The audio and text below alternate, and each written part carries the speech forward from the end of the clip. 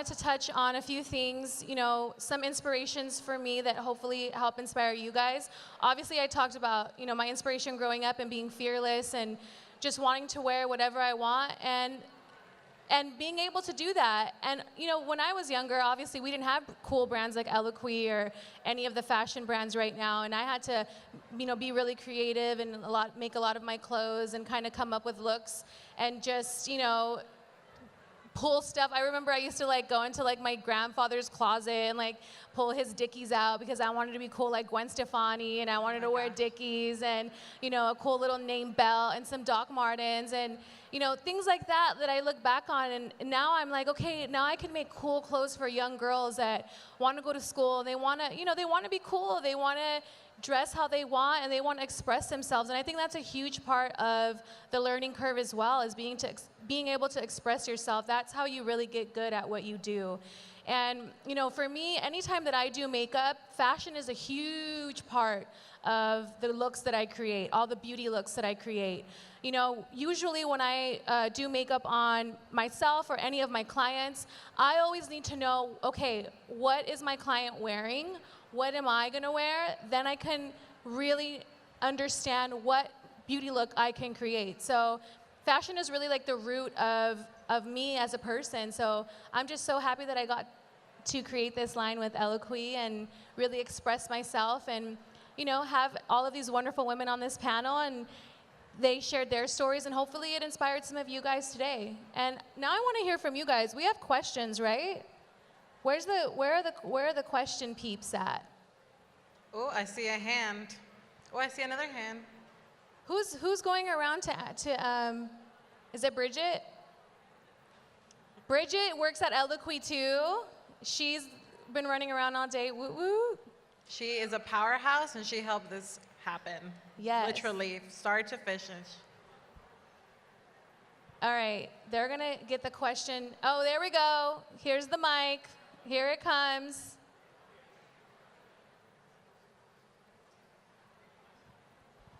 Say your name and where you're from. Hi, my name is Shanique. I was born in Jamaica but live in the Bronx. Yes, the Bronx. Okay. So, my question would be, I'm very proud that there's makeup and there's like models representing dark complexion females, because I suffer from low self-esteem. So I guess I would like advice on how to like branch out and be more comfortable in my skin. I love Considering that I have daughters. I love that. I love that question. Okay. One of my biggest recommendations is to wear something small that makes you feel good, whether it be a lipstick shade that is bolder than you usually wear. Put it on, really look at it, feel how it makes you feel, and it's kind of like a gateway to more exciting beauty products and feeling really good. Or even like, I've noticed that a lot of the existing ELOQUII shoppers, we actually got note that a lot of them are actually leading towards this really cool blue top that I came out with the collection. And it really shows that, okay, people want to experiment with a little bit of color. Blue is not as bright as an orange or, you know, a lime green, but it's something, and to me that spoke volumes. Yes, maybe you don't want to go off with like the full-on, you know, lime green jumpsuit, but maybe incorporate a little bit of color first, you know, that bright blue top, you know, some bright hoops, a belt, something that makes you feel that it's a little more exciting than usual. And I promise you that that is just a gateway to want to try more and more things. You know, for me, starting off when I first started wearing makeup, I remember the first thing I actually wore was eyeliner. And then from eyeliner came mascara, and then came like complexion, and then lip, you know? It was kind of like the domino effect after that, because I didn't feel comfortable in like a full face of makeup at first. You know, it kind of just progressed. So just take baby steps. Don't be full on. I know a lot of people that will just throw themselves and do like a full makeover and do like full face, full hair, new outfit, and then they're just like, who am I? Like, I don't feel like myself. So don't ever push yourself too much. Like, start off small and then inch your way there, and I guarantee you that you'll find a place where you feel really confident. Any other questions? Hi. Where? Hello. Oh. Right here. Oh. In the front. Oh, nice. Hi. I was inspired by this young woman's question over here because I think it's super important because I identify with you as well as a dark-skinned woman with 4C hair. I don't feel seen in the beauty space at all. And I think it's really important to talk about for us who, you know, we are championing diversity and inclusion, but we aren't always focusing on the complexity of diversity and inclusion. It's multi-layered and multifaceted. You know, how can women who don't feel seen in these spaces get allyship? Because allyship is also something that's multidimensional as well. Raisa, will you share with us, like, what are some of the, because I've seen you grow. First of all, I know I mentioned this earlier, Raisa took my class, I want to say 5 to 6 years ago. She was in the club scene, just starting out, didn't really have a huge name for herself at that point. Yeah. And I have just seen her blossom. She has modeled for some of the biggest brands. She is a makeup artist herself, working with tons of celebrities. I have seen you bloom so far. Like, I want to know, like, what are some of the things that you've had to kind of come into, but also what are the things that brought you to where you are right now? To answer that question and go on the whole topic, I feel like as a Black woman, it's like you have to show your confidence and your power every time you walk into the room. Like, you're doing your best work, you're showing them that you can do anything. Because I work with mostly Black women in my makeup, but I can do everyone, and everyone hires me to do certain people.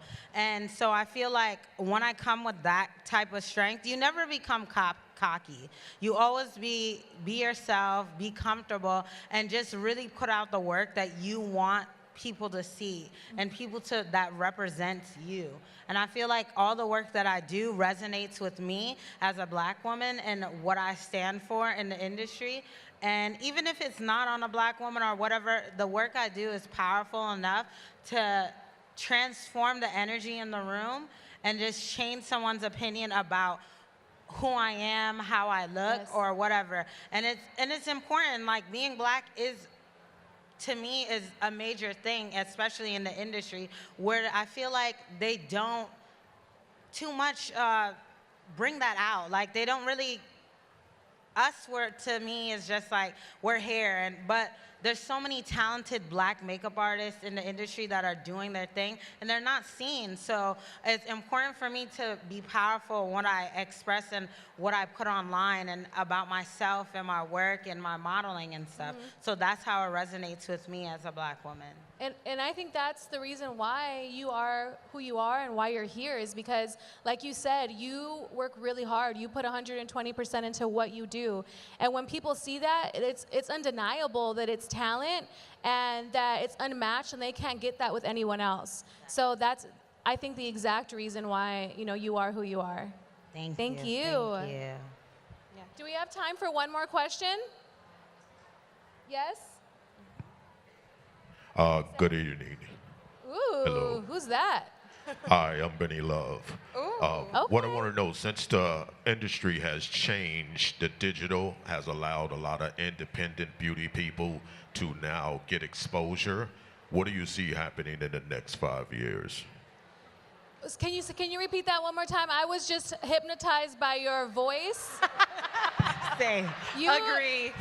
You sound like so good right now on this microphone. I was like, what is he saying? It just sounds so therapeutic. Oh my gosh. I totally Thank agree. you so much. I appreciate that.